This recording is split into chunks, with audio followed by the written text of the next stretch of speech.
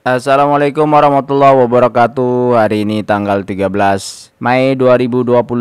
Bursa masih libur ya hari ini, dan ada kabar yang menarik terkait dengan perang tarif AS dan Cina berakhir. Drama-dramanya paling tidak dalam beberapa minggu ke depan sudah bisa dipastikan bahwa mereka akan menyepakati selama 90 hari ke depan. Yang awalnya tarif AS terhadap produk Cina dari 145% dipangkas jadi 30.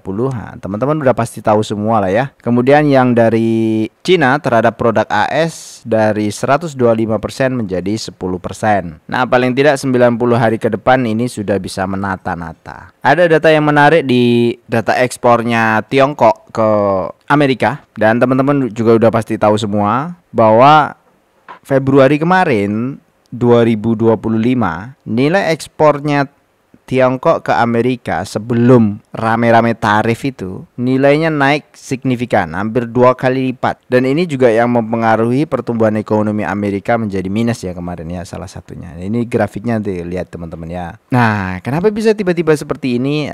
Ya, seperti yang saya bilang sebelum-sebelumnya ya.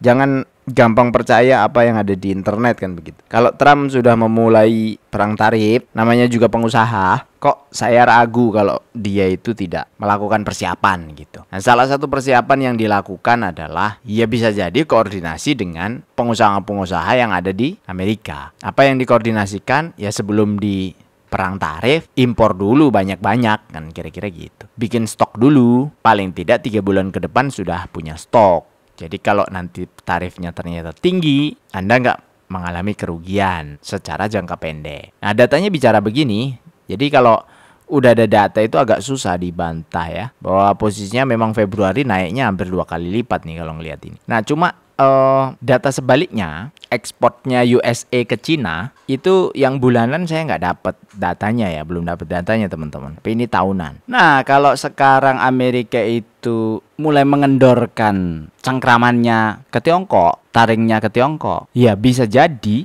stok yang kemarin sudah diimpor bulan Februari itu saat-saat ini sudah mulai menipis. Perdagangan sudah mulai sepi, pelabuhan mulai sepi, sehingga muncullah pembicaraan-pembicaraan. Nah, berkahnya apa buat kita? Ya paling tidak kalau ekonomi Tiongkok nanti akan bergairah lagi, berarti konsumsi energinya mereka juga lumayan besar. Nah, paling ngefek ya ke harga batu bara ya. Harga batu bara kan sudah April nih tembus 95, kemudian ini naik 98 gitu.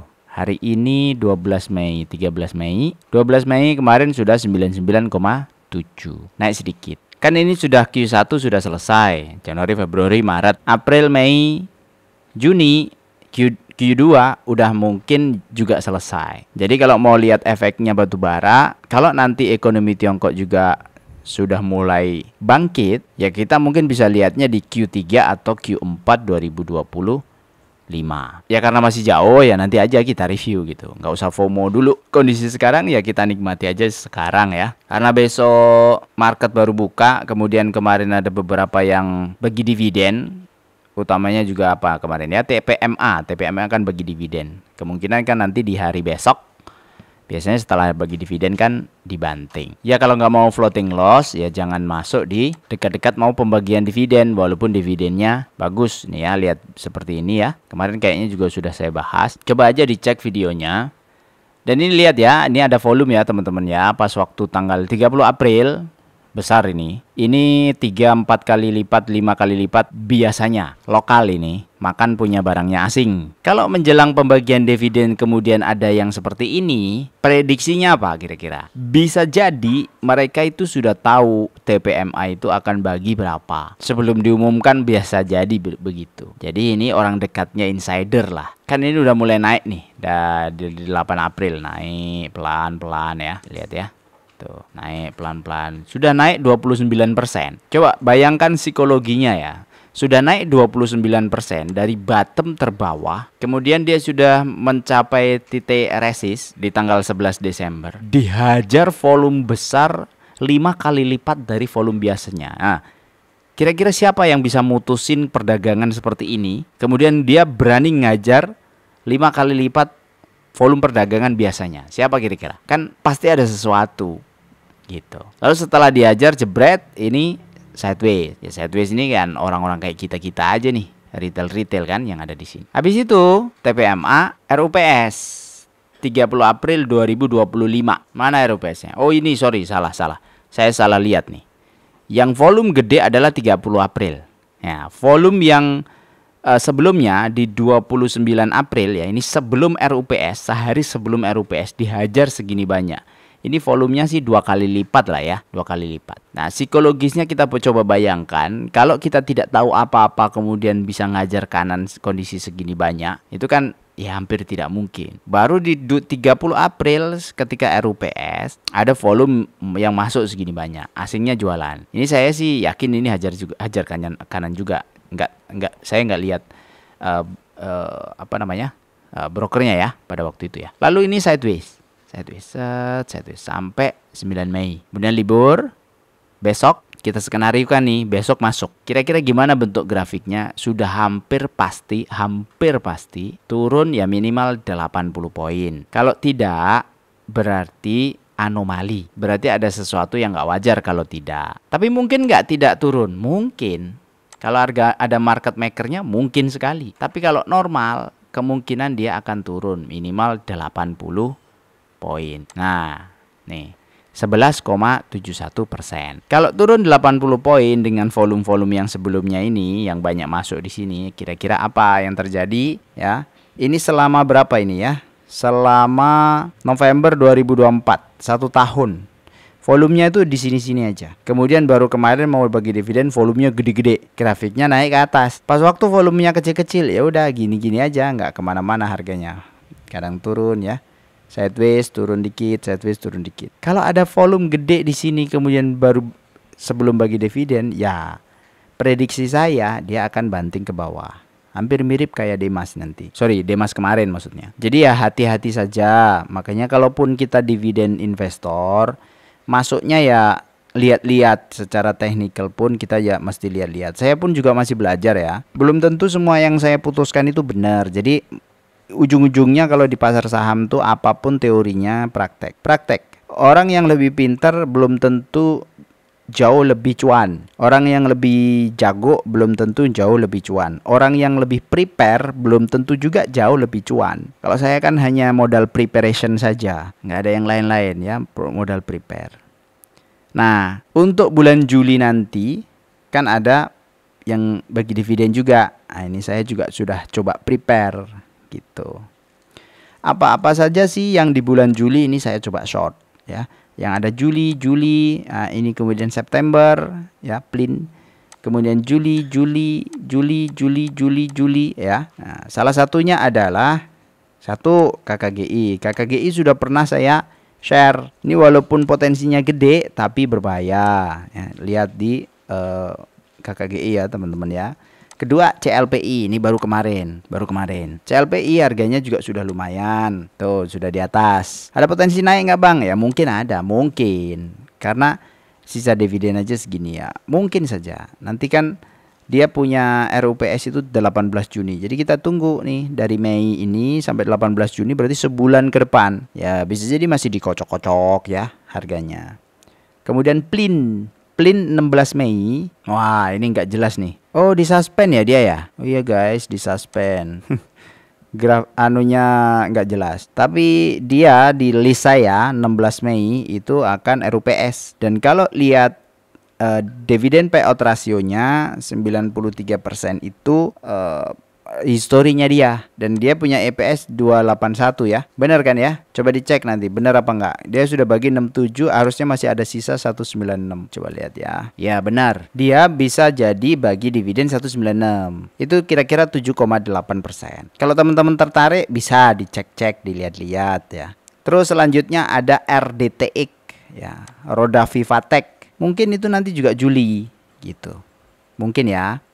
Dia dia akan RUPS 18 Juni. Kita cek RDTX. Nah, ini mungkin harganya lumayan menarik nih. Nah, harganya agak turun ya. Harganya agak turun. Jadi posisi ini tuh posisi di bawah sebenarnya. Nah, kalau ngelihat potensi dividennya itu masih ada sisa nih 1.400 49. Sorry, salah.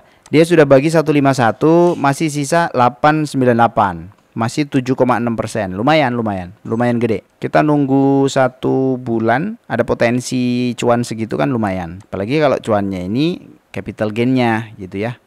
Ngambil sekitaran, kemudian naik. Nanti pas pembagian dividen pun kita bisa terhindar dari dividen trap kalau ngambilnya dari jauh-jauh. Ya sama kayak yang lain-lain, TPMA tadi kan mungkin akan terhindar dividen trap kalau kita ngambilnya dari jauh-jauh kan. Terus selanjutnya ada IPCM. Wah ini borongan pokoknya. Hari ini borongan saya infokan ya, gratis. Terus stock screener ini nggak saya jual ya teman-teman ya. Banyak yang minta nggak saya belum ada kepikiran saya untuk bagi-bagi stock screener ini.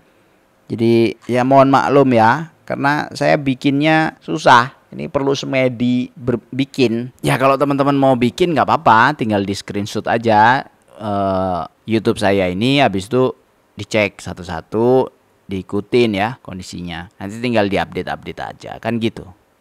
Kemudian ada Elsa juga, IPCC masih 6%, DVLA dan CAM. Nah, ini listnya, ini udah banyak banget nih. Saya kasih gratis ini banyak banget. Nah, silahkan di riset sendiri. Nah, ini ada CAM. CAM ini ya mungkin masih bisa ya. 1 2. Ya, ini lagi meres nih, itu 2. Ya, cup and handle kah? Ya, ini lagi meres. Habis nanti pasukan jualnya, nah, bisa jadi ini naik. Saya nggak jago sih technical, tapi bisa jadi ya, Ya, 1 2 ya. Ini CAM. Masih ada potensi berapa? 7,9%. Lumayan. Setahunnya. CLPI lumayan tuh, 11%. PLIN 10%. Gede loh ini. Gede banget. Segini tuh gede banget. Kita simulasi di dividen for living, kita dapat kayak punyanya PLIN aja ya, 10,5 misalnya ya. Selama 25 tahun kita nabung 3 juta per bulan dengan kenaikan asumsi investasi itu 20% setiap 5 tahun ya, satu periodenya itu naik ya. Periode pertama 3 jutaan per bulan, periode kedua 3,6 juta, berarti naik 20%. Modal awal 50 juta, tahun pertama hasilnya 9 juta. Ini kita tidak apa-apain, tapi kita investkan ke tahun kedua. Hasilnya 131 dengan dividen 13 juta, karena itu adalah 10,5 ya. Itu kita tidak apa-apain, masukin lagi di investment tahun ketiga. Hasilnya 18 juta dapat dividen, nah masukin lagi tahun keempat. Terus sampai tahun ke-10 udah 700 juta. Tahun ke-15 sudah 1,5 miliar. Tahun ke-20 sudah 2,9 miliar. Tahun ke-25 5,3 miliar. Coba lihat nih perbandingannya. 2,9 hanya dalam jangka waktu 5 tahun menjadi 5,3 miliar. Anda bayangkan kalau di pasar saham itu yang paling menentukan growth-nya kita punya net worth atau kekayaan itu adalah capital, modal. Makin gede modalnya di awal, makin cepet growth-nya. Asalkan prosentasenya sama. Logika ini itu terjadi ketika kita itu buka warung misalnya. Buka warung itu kalau kita ngurusin satu warung, growth-nya mungkin cepet. Tapi ketika ngurusin 10 warung, itu sudah nggak bisa lagi pakai tenaga kita sendiri. Pasti pakainya sistem. Nah, 10 warung ini harus saling berebut karena marketnya sama. Sehingga ketika dia saling berebut, marketnya sama, potensi growth-nya akan dibagi. Potensi salesnya dibagi tuh oleh 10, makanya areanya harus membesar. Tapi kalau di pasar saham, kita nggak perlu kemana-mana, hanya di situ aja membesarkan capital. Prosentasenya tetap kan, 10% dari 80 juta kan cuma 9 juta. Tapi ketika kita punya modal di situ 10% dari 4,7 miliar, itu langsung nilainya 499 juta. Dan ini bisa dihasilkan oleh individu. Individu yang sama menghasilkan 10% dari 86 juta, setara dengan individu yang sama, satu orang menghasilkan 10% dari 4,7 miliar. Ya, inilah uniknya pasar saham ya. Makanya ya kalau kita nabung, sebenarnya kalau kita sudah ketemu saham yang bagus, kita percaya manajemennya bagus, historicalnya bagus, tracknya bagus. Kalau nabung lambat-lambat, lemot-lemot, itu rugi sebenarnya kita. Momentumnya nggak dapat. Jadi nabungnya mesti nggak lambat-lambat gitu. Kalau bulanan ada bonusnya jangan dihabiskan gitu. Kasih sebagian ke saham supaya apa? Capitalnya yang ada di sini kita bisa naikin. Ini saya nggak ngajarin ya, tapi ini saya berbicara ke diri saya sendiri juga gitu. Ini berlaku juga untuk saya. Belum tentu juga apa yang saya sampaikan ini berhasil selama 10-15 tahun ke depan. Belum tentu. Tapi untuk menghitung kita berhasil atau tidak berhasil kan harus ada matematikanya. Apa logika yang mendasari, apa hipotesis yang mendasari supaya kita berhasil secara jangka panjang. Nah, masing-masing trader atau masing-masing investor itu punya keunikannya masing-masing gitu. Nah, saya pakai cara ini belum tentu works untuk teman-teman yang punya style investing yang berbeda. Jadi, sekali lagi jangan mudah percaya dengan apa yang ada di internet. Silahkan riset sendiri, tentukan sendiri, praktek. Apapun teorinya, kalau tidak ada praktek itu nol besar di pasar saham. Kenapa? Karena pas waktu menentukan itu ada mentality di sana. Waktu kita pencet buy, waktu kita pencet sell itu ada mentality. Pas waktu kita memanage 100 juta beda dengan memanage 200 juta. Beda memanage dengan 10 juta, beda. Rasanya beda. 300 juta, 500 juta, beda, pasti beda. Apalagi 1 miliar misalnya, 2 miliar, beda pasti. Nah, supaya kita bisa tahu rasanya gimana ya mesti praktek. Praktek dari hal-hal yang kecil dulu. 10 juta dulu, 20 juta dulu, baru naik ke 50 juta gitu. Dan misalnya pegang 100 juta, pegang 200 juta. Itu kecil banget. Di pasar saham itu kecil banget. Kenapa saya bilang kecil banget nih? Lihat nih, transaksinya KKGI aja satu hari 3 miliar. Elsa 16 miliar. IPCC 4,2 miliar. CAM 2 miliar. Jadi kalau cuma pegang 200 juta itu sekali masuk ke satu saham 200 juta jebret KKGI. Kecil, nggak terlalu ngefek. Jadi ya begitulah ya, gitu ya.